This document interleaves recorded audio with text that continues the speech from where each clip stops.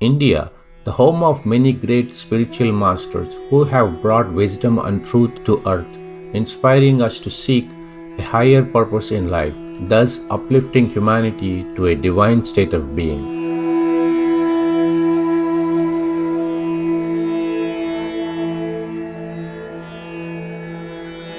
One such great figure is the spiritual master, yogi, philosopher, poet and politician Sri Aurobindo, who graced our planet from 1872 to 1950. Sri Aurobindo's time in political career was dedicated to achieving India's independence. However, after inner reflection, Sri Aurobindo retired from politics and service to his country. His aspirations turned instead toward the liberation of all humanity. Sri Aurobindo traveled to Pondicherry on the southeastern coast of India, where he retreated into the practice of silent yoga. Through the inner knowledge revealed to him during his spiritual practice, Sri Aurobindo began publishing writings full of wisdom.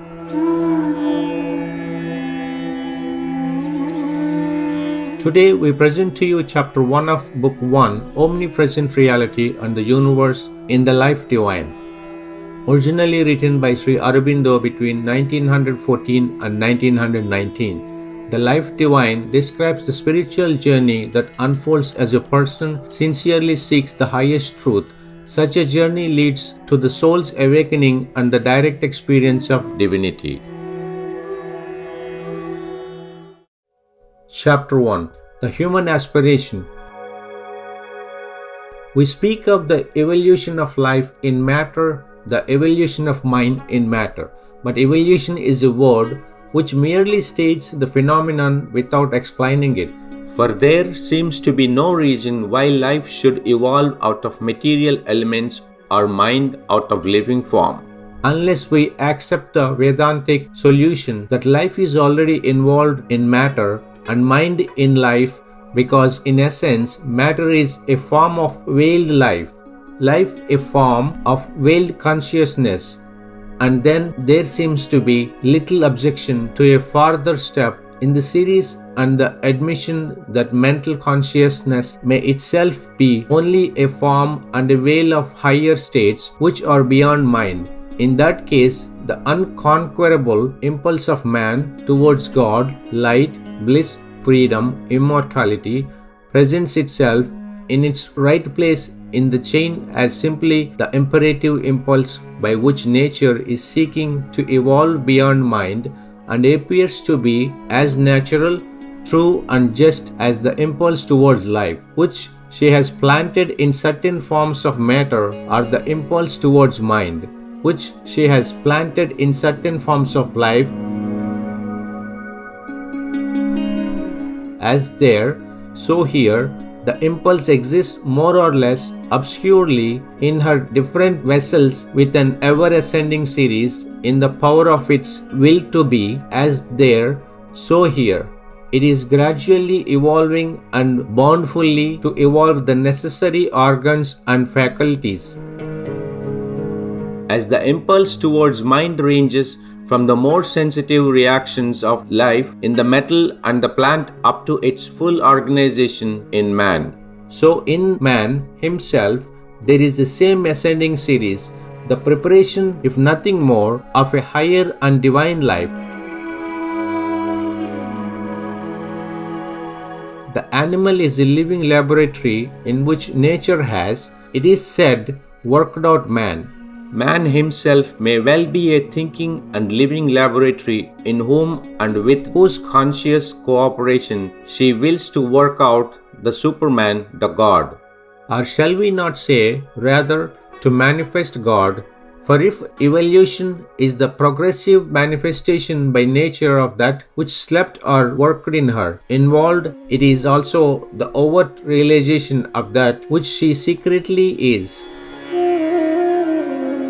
We cannot then bid her pause at a given stage of her evolution, nor have we the right to condemn with the religionist as perverse and presumptuous, or with the rationalist as a disease or hallucination, any intention she may evince or effort she may make to go beyond. If it be true that spirit is involved in matter and apparent nature is secret God, then the manifestation of the divine in himself and the realization of God within and without are the highest and most legitimate aim possible to man upon earth. Thus, the eternal paradox and eternal truth of a divine life in an animal body, an immortal aspiration, a reality inhabiting a mortal tenement, a single and universal consciousness representing itself in limited minds and divided egos, a transcendent, indefinable, timeless and spaceless being who alone renders time and space and cosmos possible.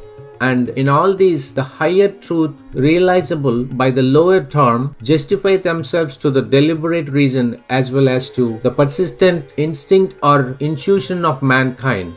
Attempts are sometimes made to have done finally with questionings which have so often been declared insoluble by logical thought, and to persuade men to limit their mental activities to the practical and immediate problems of their material existence in the universe. But such evasions are never permanent in their effect. Mankind returns from them with a more vehement impulse of inquiry or a more violent hunger for an immediate solution. By that hunger, mysticism, prophets, and new religions arise to replace the old that have been destroyed or stripped of significance by a skepticism which itself could not satisfy, because although its business was inquiry, it was unwilling sufficiently to inquire.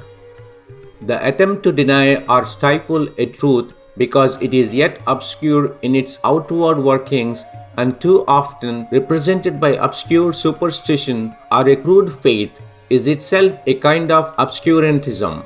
The will to escape from a cosmic necessity because it is arduous, difficult to justify by immediate tangible results, slow in regulating its operations, must turn out eventually to have been no acceptance of the truth of nature, but a revolt against the secret, mightier will of the Great Mother. It is better and more rational to accept what she will not allow us as a race to reject and lift it from the sphere of blind instinct, obscure intuition, and random aspiration into the light of reason and an instructed and consciously self-guiding will.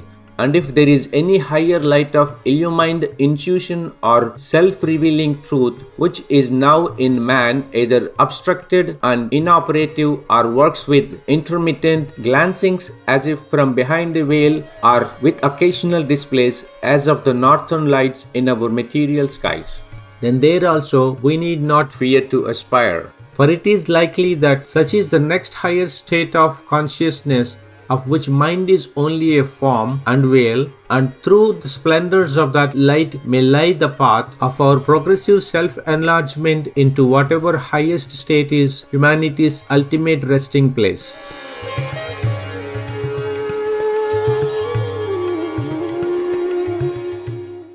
Brilliant viewers, it's been a pleasure to have you with us today on Words of Wisdom. Coming up next is An Elevating Christmas Celebration 2019. Part 4 of 6, right after noteworthy news here on Supreme Master Television. May the mercy of the Most High be always with you in your realization of inner wisdom and truth. Our programs offer many languages. Please visit suprememastertv.com/schedule and